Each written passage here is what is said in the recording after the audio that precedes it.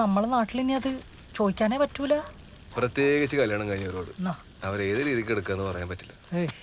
നാട്ടിൽ വന്നിട്ട് ആളുകളെ കാണുമ്പോ വിശേഷം ചോദിക്കാൻ എങ്ങനെയാ?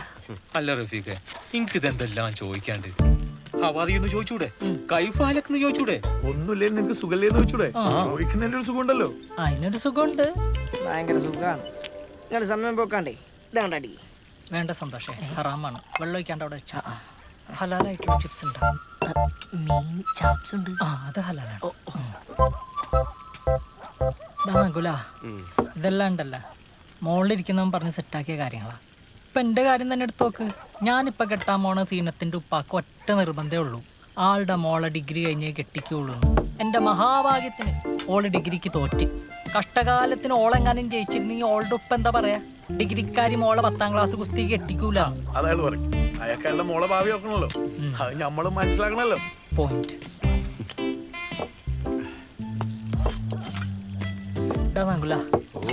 ഓളെ തോപ്പിച്ച അതേ പടച്ചോൻ ഇന്നെ ജയിപ്പിക്കും. എനിക്കൊരു കുഞ്ഞ് ജനിക്കും. ആ കുഞ്ഞിനെടുത്ത് ഈ ഇന്റെ ഓളും പോകുന്ന ഈ നാട്ടുകാർ മുഴുവൻ കാണും. എനിക്കതേ പറയാനുള്ളൂ. എന്താ ശുക്കൂറേ? അല്ലല്ലോ, എനിക്ക് ഇതൊന്നും വലിയ പ്രശ്നമായി തോന്നുന്നു. അല്ല, ഓളുടെ സ്റ്റാറ്റസ് എന്താ ഇപ്പോ? തലശ്ശേരി കടപ്പുറം. ഓളെ സ്ഥിരം വാട്സപ്പ് സ്റ്റാറ്റസ് അതല്ലേ? അതല്ലടോ, ഓള് റെസ്റ്റിലാണോ? റെസ്റ്റില്ല, 4ാമത്തെ. എന്നെ കൊണ്ട് ഇത് എങ്ങനെ സാധിക്കുന്ന ശുക്കൂറേ?